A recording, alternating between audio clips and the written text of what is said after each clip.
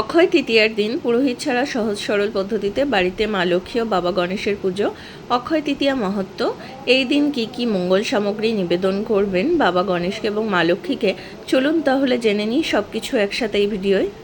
বৈশাখ মাসের শুক্লা তৃতীয়া তিথিতে পালিত অক্ষয় তৃতীয়া হিন্দু ও জৈন ধর্মে অত্যন্ত পবিত্র শুভ দিন বলে মনে করা হয়। অক্ষয় শব্দের অর্থ যা ক্ষয় হয় না বা চিরস্থায়ী। বিশ্বাস করা হয় এই দিনে শুভ কাজ, দান বা সোনা কিনলে তার পুণ্যফল বা সমৃদ্ধি বংশ পরম্পরায় অক্ষয় থাকে। এটি একটি নতুন ব্যবসা, বিবাহ বা যে কোনো শুভ কাজের সূচনার জন্য অত্যন্ত শুভ দিন হিসেবে গণ্য করা হয়। পৌরাণিক বিশ্বাস অনুযায়ী এই দিনেই সত্যযুগ শেষ হয়ে ত্রেতা যুগের সূচনা হয়েছিল। এই তিথিতেই কিন্তু ভগবান বিষ্ণুর ষষ্ঠ অবতার পরশুরাম জন্মগ্রহণ করেছিলেন। বিশ্বাস করা হয় মহর্ষি বেদব্যাস এই দিনেই গণেশকে দিয়ে মহাভারত রচনার কাজ শুরু করেছিলেন। অক্ষয় তৃতীয়ায় গঙ্গা স্নান, পূজাপাঠ এবং সাধ্যমতো দান করলে অসীম পুণ্য লাভ হয় বলে এবং পিতৃপুরুষরা তৃপ্ত হন বলে মনে করা হয়। এই দিনে সোনা বা নতুন কিছু কিনলে ঘরে সুখ সমৃদ্ধি, লক্ষ্মী লাভ হয় বলে বিশ্বাস করা হয়। জৈন ধর্মাবলম্বীদের কাছে এটি প্রথম তীর্থঙ্কর ঋষভনাথের 40 দিনের উপবাস অবসানের দিন বা বর্ষিতাপ নামে পরিচিত। এবার আমরা জেনে নেব কী করে আমরা অক্ষয় তৃতীয়ার দিন মা লক্ষ্মী এবং বাবা গণেশের পুজো ঘরে করে নেব। প্রথমেই আমরা জেনে নেব অক্ষয় তৃতীয়া কখন পড়বে। অক্ষয় তৃতীয়া পড়বে ইংরাজি 2026, বাংলা 1433। তৃতীয়া তিথি লাগবে 19শে এপ্রিল, 5ই বৈশাখ রবিবার দিবা 1টা 14 থেকে, এবং স্থায়ী হবে 20 এপ্রিল, 6ই বৈশাখ সোমবার দিবা 10টা 53 পর্যন্ত। অক্ষয় তৃতীয়ার শুভ সময়, হালখাতার শুভ সময় পুজোর 20 এপ্রিল, 6ই বৈশাখ সোমবার সকাল 6টা 52 থেকে সকাল 10টা 53 পর্যন্ত। অক্ষয় তৃতীয়ায় গঙ্গা স্নানের বিশেষ সময়সূচি 20 এপ্রিল, 6ই বৈশাখ সোমবার সকাল 7টা 51 থেকে সকাল 10টা 53 পর্যন্ত। এই দিন পুজো করার জন্য ঠাকুর ঘরে একটা জলচৌকি স্থাপন করতে হবে, যেটা কাঠের হলে ভালো হয়, বা আপনারা যদি সিংহাসনেও পুজো করতে চান করতে পারবেন। তো যদি আপনারা আলাদাভাবে করতে চান, একটা জলচৌকি নেবেন কাঠের, তার মধ্যে একটা হলুদ কাপড় বিছিয়ে দেবেন, তার উপরে ফুলের পাপড়ি গাঁদা ফুলের দিয়ে দেবেন, দিয়ে তার উপরে কিন্তু আমাদের লক্ষ্মী গণেশ ঠাকুরকে বসাতে হবে। মা লক্ষ্মী এবার বাবা গণেশকে বসানোর জন্য কিন্তু আপনারা যদি মাটির ঠাকুর পুজো করেন এই দিন, তাহলে কিন্তু স্নানাভিষেক করানো লাগবে না। যদি আপনাদের ঘরে মা লক্ষ্মী বাবা গণেশ পিতলের আকৃতির হয়, তাহলে কিন্তু আপনারা সেই ঠাকুরকে স্নানাভিষেক অবশ্যই করাবেন। স্নানাভিষেক করানোর জন্য দুধ, দই, ঘি, মধু এবং শর্করা অর্থাৎ চিনি বা আপনারা গুড় দিয়ে স্নান করাতে পারেন। ওর মধ্যে একটু কিন্তু আপনারা ফুল দিয়ে দেবেন, দিয়ে স্নানটা করাবেন। এই সময় স্নান করানোর জন্য ওং নমো গণেশায় নমো, ওং নমো মা লক্ষ্মী নমো বলে স্নান করিয়ে নেবেন। নিয়ে ভালো করে মুছিয়ে কিন্তু ওনাদেরকে সেই জলচৌকির উপর স্থাপন করে দিতে হবে বা বসাতে হবে। ওনাদেরকে বসিয়ে কিন্তু ভালোভাবে ওনাদেরকে মুছিয়ে টুছিয়ে তারপরে যদি পোশাক পরিচ্ছদ পরানো থাকে পিতলের ঠাকুরকে, তাহলে কিন্তু পোশাক পরিচ্ছদগুলো সব পরিয়ে নিতে হবে। ওনাদের গলায় কিন্তু মালা পরিয়ে দিতে হবে, ফুলের মালা, গাঁদা ফুলের মালাও পরাতে পারেন। এছাড়া কিন্তু আপনারা যদি অন্য ফুলের মালা পেয়ে থাকেন, জুঁই ফুল বা বেল ফুল, যেগুলো রজনীগন্ধার মালা পরিয়ে দিতে পারেন, সাদা ফুলের যে কোনো।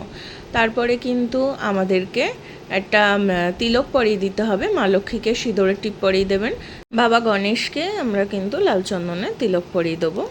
বস্ত্র হিসেবে কিন্তু এদিন মা লক্ষ্মীর জন্য একটা লাল পেড়ের সাদা শাড়ি বা লাল ছাপা শাড়ি আপনারা নিয়ে আসতে পারেন। এর সাথে কিন্তু আপনারা একটা গামছাও দিতে পারেন। আর বাবা গণেশের জন্য একটা ধুতি নিয়ে আসতে হবে, ধুতির সাথে একটা গামছাও নিয়ে আসতে হবে কিন্তু। এছাড়া পইতে নিয়ে এসে রেখে দেবেন সামনে। মা লক্ষ্মীর জন্য, মায়ের জন্য শাখা, পলা, নোয়া, সিঁদুর, এছাড়া আলতা এগুলো রাখতে হবে। মায়ের পাশে একটা গাছ সিঁদুর কৌটো রাখতে হবে, একটা ধানের ছড়া রেখে দিতে হবে পাশে।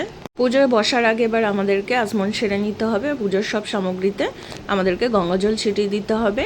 আচমন করার জন্য আমাদেরকে বাঁ হাতের তালুতে গঙ্গাজল নিয়ে ডান হাতের অনামিকা আঙুল দিয়ে মুখের মধ্যে 3বার ছিটিয়ে বলতে হবে নম বিষ্ণু, নম বিষ্ণু, নম বিষ্ণু, নম অপবিত্র পবিত্র বা সর্বাবস্থাঙ্গত পিভা যৎসরেত পুণ্ডরীকাক্ষ সবাহ্য অভ্যন্তর সূচি নমসূচি নমসূচি নমসূচি বলে আবার হাতটা ভালো করে আমাদের গঙ্গাজল দিয়ে ধুয়ে নিতে হবে। এবার আমাদেরকে একটা ফুল, বেলপাতা, দূর্বা দিয়ে একটা পাত্র তৈরি করে নিতে হবে। লাল ফুল অবশ্যই নেবেন, হলুদ ফুল অবশ্যই নেবেন এবং রজনীগন্ধার মালা যদি নিতে চান আপনারা নিয়ে নেবেন এই দিন। দূর্বা বেলপাতা অবশ্যই রাখবেন এবং ওগুলিতে লাল চন্দনের ছিটা, অগরুর ছিটা এবং গঙ্গাজলের ছিটা দিয়ে নেবেন। এবার ধূপকাঠি ধরিয়ে দিতে হবে ঠাকুরের সামনে এবং একটা ঘিয়ের প্রদীপ জ্বালিয়ে দিতে হবে। বাজার থেকে যদি মাটির মূর্তি নিয়ে আসেন কিনে লক্ষ্মী গণেশ ঠাকুর, তাহলে কিন্তু আপনারা একটা রুমালের মধ্যে অগুরু এবং গঙ্গাজল নিয়ে নেবেন অল্প, নিয়ে কিন্তু ঠাকুরগুলোকে মুছিয়ে নেবেন।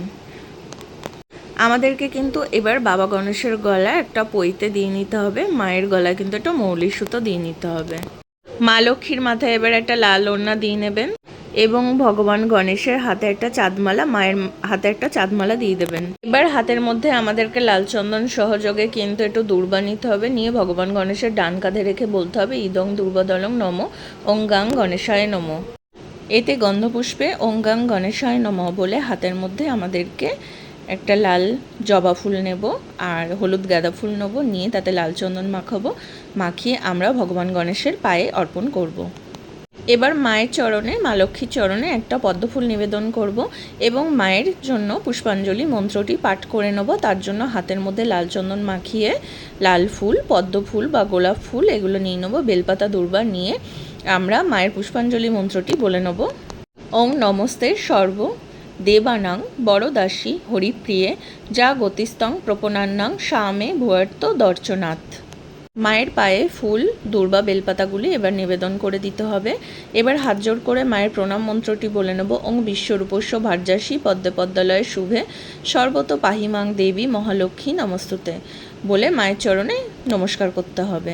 এবার আমাদের হাতের মধ্যে লাল ফুল, দূর্বা, বেলপাতা নিয়ে তাতে লাল চন্দন মাখিয়ে গণেশ ঠাকুরের প্রণাম মন্ত্রটি বলে নিতে হবে। ওং একদন্তং মহাকায়ং লম্বোদরং গজাননম বিঘ্ননাশকরং দেবং হেরম্যং প্রণমামহম।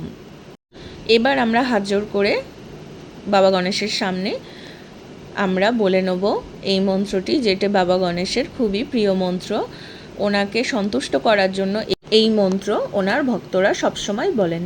ওং বক্রতুণ্ড মহাকায় সূর্যকোটি সমপ্রভ নির্বিঘ্নং কুরু মে দেব সর্বকার্যেষু সর্বদা।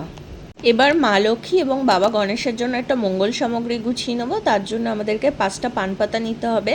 একটা তামা বা পিতলের থালার মধ্যে আমরা 5টা পান পাতা দিয়ে তাতে একটু লাল চন্দনের ফোঁটা এবং একটু হলুদের ফোঁটা দিয়ে দেবো আর একটু সিঁদুরের ফোঁটা দিয়ে দেবো। দিয়ে কিন্তু আমরা ওতে 5টা লক্ষ্মী করি, 5টা পদ্ম বীজ রাখবো, একটা রূপোর কয়েন রাখবো, 5টা সুপুরি রাখবো আস্ত, তার মধ্যে একটা হলুদের গাঁট রেখে দেবো শুকনো, 5টা নাভি শঙ্খ রেখে দেবো।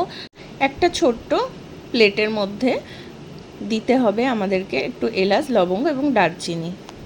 পুজোর পরে, পুজো হয়ে গেলে পান পাতাগুলো আপনারা জলে ভাসিয়ে দিতে পারেন এবং যেগুলো শুকনো সামগ্রী যেমন এলাচ, লবঙ্গ, দারচিনি, সুপুরি, রূপোর কয়েন আর হলুদের গাঁট, নাভিশঙ্খ, পদ্মবীজ আর লক্ষ্মী কড়ি, এগুলো কিন্তু আপনারা একটা লাল শালু কাপড়ের মধ্যে বেঁধে ঠাকুরের লক্ষ্মী গণেশের সামনে বা পাশে আপনারা রেখে দিতে পারেন সিংহাসনে। এবার আমরা ভোগ নিবেদন করব। ভোগ নিবেদনের জন্য আমরা 5 ফল, 5 মিষ্টি এগুলি নিবেদন করব ঠাকুরের সামনে। এছাড়া কিন্তু আমরা একটু ছোলা, গুড় এগুলো নিবেদন করব, একটু লাড্ডু নিবেদন করব গণেশ ঠাকুরের সামনে। মা লক্ষ্মীর জন্য একটু মুড়ির মোয়া, চিড়ের মোয়া নিবেদন করতে পারেন এই দিন গুড় দিয়ে।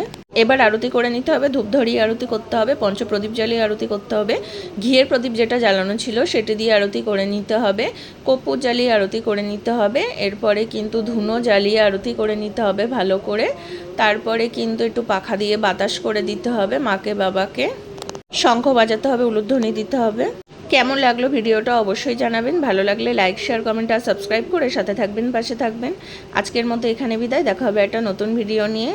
রাধে রাধে বন্ধুরা। নমো জয় গণেশায় নমো, জয় মা লক্ষ্মী নমো।